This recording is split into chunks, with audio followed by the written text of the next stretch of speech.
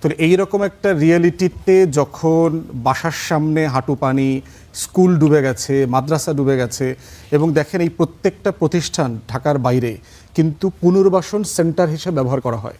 আমরা যারা আমাদের প্রত্যন্ত অঞ্চলের কথা জানি, বন্যা, বৃষ্টি, জমিজমা ডুবে গেলে, বাড়ি ডুবে গেলে ফ্যামিলি নিয়ে কিন্তু প্রশাসন এই স্কুল কলেজগুলোতে উঠায়। তাহলে কিন্তু এখানে দুইটা সিচুয়েশন ক্রিয়েট হয়েছে। একটা হচ্ছে আপনি পরীক্ষার্থীর জন্য একটা কনভিনিয়েন্ট পিসফুল এনভায়রনমেন্ট তৈরি করতে পারেন নাই। দ্বিতীয়ত হচ্ছে যেখানে যেখানে এই কলেজগুলোতে যেখানে পরীক্ষা হচ্ছে এই সেন্টারগুলোতে পুনর্বাসন করা দরকার ছিল, ওই কৃষক পরিবারের যাদের বাড়িঘর ডুবে গেছে তাদেরকে আপনি পুনর্বাসন করতে পারেন নাই দ্য নিয়ারেস্ট প্রতিষ্ঠানে, কারণ এটা এখন পরীক্ষার সেন্টার। সেই রকম একটা জায়গাতে আমি বোধ করছি যে রাষ্ট্র কালেকটিভ ফেইলিয়ার আছে। এটা শুধুমাত্র শিক্ষামন্ত্রী আকারে দেখলে হবে না। প্রথম ফেইলিয়ারের জায়গা হচ্ছে জাতীয় পরীক্ষাগুলো কেন উইন্টারে হয় না। আমার ম্যাট্রিক পরীক্ষা বলেন, ইন্টার পরীক্ষা বলেন, এবার একটা ডিসিশন এসেছে আজকে, তারপরে বৃত্তি পরীক্ষা, আমরা বারবার বলেছি যে জাতীয় পরীক্ষা সবগুলো উইন্টারে স্প্রিং এ নিয়ে আসা। দ্বিতীয়ত হচ্ছে ওয়েদার ফোরকাস্টে আমাদের সিরিয়াস প্রবলেম আছে। আপনি দেখবেন যে রংপুরে দেখলাম, ওইদিনকার আমি রংপুরে ছিলাম, কৃষি অধিদপ্তরের ডিপার্টমেন্ট বলছে রংপুরে 1-2 দিনে তখন 175 মিলিমিটার বৃষ্টি হয়েছে। আর সোনার বাংলার আবহাওয়া অধিদপ্তর বলছে 7 মিলিমিটার হয়েছে। 175 আর 7-এর তফাৎটা দেখেন কোথায়। তাহলে আপনি কিভাবে প্রশাসনের সাথে পরামর্শ করে কারেক্ট সিদ্ধান্ত নেবেন? কারণ আপনার তো তথ্যগত ভুল আছে এখানে। আমাদের যে আবহাওয়া অধিদপ্তর আছে তাদের অধিকাংশ ফোরকাস্ট ভুল প্রমাণিত হচ্ছে। অথচ দেখবেন আমাদের নাগরিকরা যারা উত্তর আমেরিকাতে আছেন, গবেষক আছেন, মোস্তফা পলাশ নামে আমাদের একজন বাংলাদেশি নাগরিক আছেন যিনি নিজে পার্সোনালি ফোরকাস্ট করেন, তিনি রিসার্চার, এবং তার ডেটা দেখলাম 95% কারেক্ট হচ্ছে। তাহলে আমার আবহাওয়া অধিদপ্তরের ডেটা কারেক্ট হচ্ছে না কেন? অ্যাসেসমেন্ট কারেক্ট হচ্ছে না কেন? আচ্ছা, আমি মেনে নিলাম যে আবহাওয়া অধিদপ্তরের ডেটা কারেক্ট হচ্ছে না। জেলা প্রশাসনের যে মতামত ছিল সেটিও হয়তো সবার সাথে মিলে যে সমন্বয় করে সিদ্ধান্ত নেওয়া হয়েছে সেটি পক্ষে যায়নি। তারপর যে সিদ্ধান্তটা নেওয়া হলো সেটি তো একা শিক্ষামন্ত্রীর সিদ্ধান্ত না, তো তার পদত্যাগের যে দাবি করা হচ্ছে শিক্ষার্থীদের কাছ থেকে, এটিকে আপনি যৌক্তিক মনে করেন? এবং আরেকটি বিষয় আপনি বোধহয় বলেছেন যে পুনর্বাসন কেন্দ্র সম্ভবত আশ্রয় কেন্দ্র হওয়ার কথা, আমি যদি একই রকম যেভাবে বলেন আশ্রয় কেন্দ্র পুনর্বাসন, এটা আপনি ইমিডিয়েটলি তো পুনর্বাসন, যেটা কয়েক ঘন্টার জন্য করা হয় অথবা কয়েকদিনের জন্য করা হয়। দেখেন গণতান্ত্রিক রাষ্ট্রে আপনি তো সরকারকে এক জায়গাতে পিন পয়েন্ট করতে হবে, আপনি দায়টা কাকে দেবেন। সার্টেনলি শিক্ষামন্ত্রী তো এই সব কিছু করেন নাই, সবাই মিলে করেছেন। দেখেন শিক্ষামন্ত্রী কিন্তু পার্লামেন্টে বলেছেন ফিজিক্স কোশ্চেনে যে ভুলটা আসছে এটা গত বছরের রিডার করছে। আমি ওই প্রসঙ্গে আসছি, আমি কিছুক্ষণের মধ্যে প্রসঙ্গে আসছি। তাহলে দেখেন যে একটা গণতান্ত্রিক রাষ্ট্রে যে কোনো নাগরিকের ক্ষুব্ধ হবার পরে যে কারো মন্ত্রী লেভেলের অথবা সরকারের উচ্চপদস্থ কর্মকর্তার পদত্যাগ দাবি করা একটা গণতান্ত্রিক অধিকার।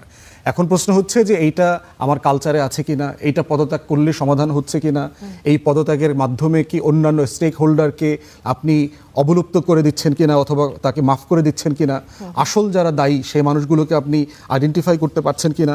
আমার মনে হয় যে প্রধানমন্ত্রীর তরফ থেকে একটা সিরিয়াস ইনভেস্টিগেশন হওয়া দরকার যে কোথায় কোথায় লুপহোলটা হয়েছে, ভয়েড হয়েছে। একটা তদন্ত কমিটি এবং প্রয়োজনে একাধিক তদন্ত কমিটি হতে পারে সেক্টর ওয়াইজ, আবহাওয়া রিলেটেড যে ফোরকাস্ট সিস্টেমে একটা ইনভেস্টিগেশন হওয়া দরকার, পরীক্ষার প্রশ্নপত্রে ভুল হয়েছে ইনভেস্টিগেশন হওয়া দরকার, ইমিডিয়েট ক্রাইসিস ম্যানেজমেন্টে ঝামেলা আছে।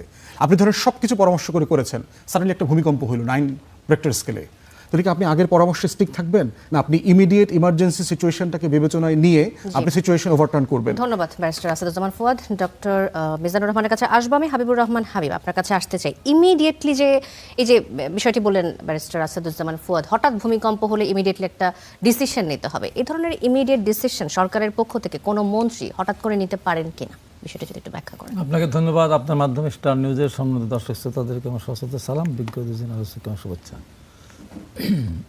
ভূমিকম্প হইতে কত লোকালয় ধ্বংস হয়ে যায়।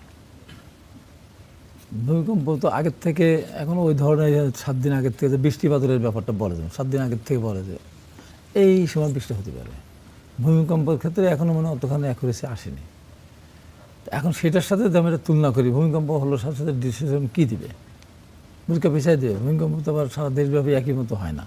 আমার প্রশ্নটা ভূমিকম্প নিয়ে না, আমার প্রশ্নটা হচ্ছে ডিসিশন আসলে দিতে পারেন কিনা হঠাৎ করে। না সেটাই তো বলছি, মন্ত্রী যদি চান হঠাৎ একটা ডিসিশন হঠাৎ এখন ডিসিশন কিভাবে দেবে, ডিসিশন দিতে পারেন না। আর যে ঘটনাটা যে ঘটলো, যেটা মন্ত্রীকে ভুয়া বলা, এটা এক মন্ত্রিত্ব ব্যাপার এখানে না। এখন আপনার পরিস্থিতিটাকে সামাল দিতে হলে এই মুহূর্তে আমার এবছর তো গেল, আমি 2টা জিনিস বলবো। আমাদের পরীক্ষাটা হয়তো ফেব্রুয়ারি মার্চের দিকে, হয়তো ফেব্রুয়ারিতে এসএসসি পরীক্ষা, এসএসসি মার্চ, সময়টা একটু পরিবর্তন করেছে, জানুয়ারির দিকে নিয়ে আসার পরিকল্পনা করতে হবে।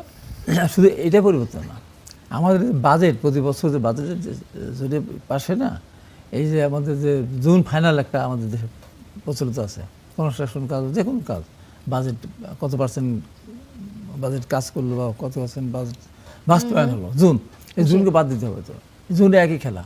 এই যে বর্ষার সময় এখন তাড়াহুড়া করে কয়দিন আগে সব বিল পাস করা হলো, চেক দেওয়া হলো, তারপরে টাকা দেবে তাদেরকে। তাড়াহুড়া করে দেখা যাচ্ছে যে সারা বছর ধরে 40% 45% বাজেট মানে কাজ হলো, হঠাৎ করে দেখা যাচ্ছে জুন ফাইনাল আগে একবার 75% হয়ে গেল। এটাও আমাদেরকে আমাদের বাংলাদেশের পরিবেশ পরিস্থিতির কারণে এই যে আমাদের জুন ফাইনাল বলি যেটা আমরা, এটা জুন থেকে সরিয়ে নিতে হবে, ডিসেম্বর জানুয়ারি করতে হবে। আচ্ছা, এই হলো মানে আমাদের যে ভবিষ্যৎ এই ধরনের মানে আপনি বলছেন সময়টা সময়সূচি বছরে যেটা করা হয় এক সময়টা অর্থবছরে অবশ্যই পরিবর্তন করা প্রয়োজন বলে মনে এখন যে আজকে যে ঘটনা করলো, এখন মন্ত্রীকে ভুয়া ভুয়া বলে আমি যে পার্লামেন্টের সামনে যে চারিদিক থেকে সব অবরোধ, তাদেরকে সমাধান আছে? তাদের সমাধান নেই। যেটা হয়েছে যে প্রাকৃতিক দুর্যোগটা হলো, যেটা দুর্যোগ বিপর্যয় পানি, আমাদের বিএনপি অবশ্যই পেতে পানি ঢুকে গেছে, অনেক বাসা বাড়িতে পানি ঢুকে গেছে। তো এখন পরীক্ষার্থী যদি তার বাসা বাড়ি যদি পানি ডুবে যায়, সে পড়াশোনা করবে কী করে? আবার বৃষ্টির সাথে সাথে আবার বিদ্যুৎ সংকট দেখা দেয়। আবার যে স্কুলে যাবে, স্কুলের সামনে তারা যেতে পারছে না। সেই জন্য এটা তাৎক্ষণিকভাবে বন্ধ করে দিত যে ঠিক আছে পরীক্ষাটা পরে নেওয়া হবে, এই সিদ্ধান্ত তো একা মন্ত্রী নিতে পারেন না, একা নিতে পারেন না, একা নিতে পারেন না। এই জন্য সমন্বিত একটা প্রচেষ্টা থাকতে হবে। আমরা অনেক সময় দেখি না, আগে যেমন হরতাল অবরোধের জন্য, বিরোধী দলের হরতাল অবরোধের কারণে কিন্তু পরীক্ষা পিছিয়ে দিত, যে এই পরীক্ষাটা অন্য পরীক্ষার ডেট ঠিক রাখতো, ওই পরীক্ষার ডেট দেখা যাচ্ছে ওই সব পরীক্ষা শেষে তখন হাবিবুর রহমান হাবিব নিজের বক্তব্যের জন্য দুঃখ প্রকাশ করে শিক্ষামন্ত্রী আনাম এহসানুল হক মিলন বলেছেন যে উচ্চ মাধ্যমিকের পদার্থবিজ্ঞান, হিসাব বিজ্ঞান ও যুক্তিবিদ্যা পরীক্ষা আবার নেয়ার ব্যবস্থা করা যাবে, এমন কথা তিনি বলেছেন আজ। কিন্তু সংসদে শিক্ষামন্ত্রী বলেছেন, গতকাল বলেছেন এটি, যে পদার্থবিজ্ঞানের ভুল প্রশ্নপত্রটি বিগত সরকারের আমলের মডারেটরদের তৈরি। শিক্ষার্থীরা বলছেন যে সরকারে আপনারা 4 মাস ধরে রয়েছেন, 4 মাস থাকার পরও গত সরকারের আমলের যে প্রশ্ন করে রাখা, সেই প্রশ্নের ন্যূনতম তদারকি না করে এই ভুল প্রশ্ন কেন দেয়া হয়েছে? এটি আসলে বারবার বিগত সরকারের উপর কেন দায় চাপানোর চেষ্টা করা হচ্ছে? না, এটা পরীক্ষাটা বিগত সরকারের আমলে হচ্ছে না, পরীক্ষার বর্তমান সরকারের আমলে হচ্ছে। অতএব এটা পরীক্ষার কারেন্ট ইস্যু, পরীক্ষার প্রশ্নপত্র কারেন্ট ইস্যু। বিগত সরকার প্রশ্ন করে গিয়েছে বলে সেই প্রশ্ন বা সেই নেতা আমি করবো না, আমারটা আমাকে দেখতে হবে। এটা ভুল হয়েছে, এই কাজটা অবশ্যই খেয়াল করা উচিত ছিল। কার ভুল বলে আপনি ভুল পরীক্ষা সংক্রান্ত শিক্ষা মন্ত্রণালয়, অবশ্যই শিক্ষা মন্ত্রণালয়ের বাইরে ইন্টারনেট পরীক্ষা হচ্ছে তো বোর্ডের আন্ডারে না, যে বোর্ডগুলি যেগুলি আছে আর কি, এই বোর্ডের আন্ডারে যারা আছে, যারা কর্মকর্তা আছে, বোর্ডের চেয়ারম্যান আছে, তারপর কন্ট্রোলার আছে, আরও যারা আছেন, তাদের খেয়াল করা উচিত ছিল। ভুল প্রশ্ন দিয়ে কেন আমি শিক্ষার্থীর মাঝে আমি পরীক্ষা নেবো? এটা অবশ্যই এর আগে একবার একটা ঘটনা ঘটেছিল, এক সেকেন্ডে বলে, যে ক সেট যখন যে সংক্ষিপ্ত প্রশ্ন যখন আসলো আর কি, না এরকম ক সেট খ সেটের ব্যাপার ছিল, দেখা যায় ক সেটের উত্তর যারা দিয়ে দিয়েছে সবাই তারা অনেক নাম্বার পেয়ে, খ সেট আলাদা সব অল্প নাম্বার পেয়েছে। এইটা নিয়ে একটা জটিল দেখা দিল ঢাকা কলেজে। আপনার অ্যাডমিশনের জন্য একটা মার্কস এত নাম্বার না পেলে সে অ্যাডমিন মানে আবেদন করতে পারবে না। সেটা আমার কাছে একজন গেলেন, যাওয়ার পরে আমি সেটা নিয়ে আমি ভোটে গেলাম। ভোটে গিয়ে এখন দুর্ভাগ্যবশত সৌভাগ্য 3 জন উত্তরবঙ্গের মানুষ, কন্ট্রোলার থেকে শুরু করে চেয়ারম্যান, তাদেরকে বললাম কোথাও কিছু হলো না, তাহলে এখন এটা হলো কেন? তো সমাধান করেন, ছেলে ভর্তি হতে পারছেন, ডেট পিছিয়ে দেন। তো আমরা পিছাবো কী করে?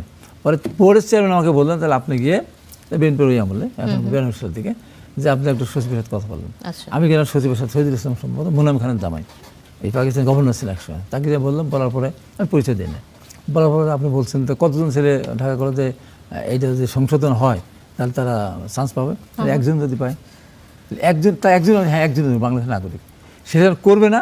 তখন আমি পরিচয় দিলাম, আমি হাবিব 90 ছাত্র নেতৃত্ব দিয়েছিলাম, এটা আমাদের দেখার দায়িত্ব, আপনাদের ভুল করেছেন আপনারা করবেন। তারপরে সেই আবার ডেট পিছিয়ে দিয়ে ওই নাম্বার যোগ করে তারপরে একটা অ্যাডমিশন টেস্টের ব্যবস্থা করলো। যে ঠিক এরকমভাবে এই প্রশ্ন, ভুল প্রশ্নের কারণে যদি মন্ত্রী বলেছেন যে পরীক্ষা নেওয়া যেত, হ্যাঁ পরীক্ষা নিয়ে যেতে পারে, ভুল সংশোধন করা যেতেই পারে। আমার কথা হলো যে একটা ভুল হয়ে গেলে সেটা সংশোধন করতে হবে, কিন্তু আমাকে 10 বার আগের থেকে ভেবে চিনতে দেখতে হবে আমার ভুল না হয়।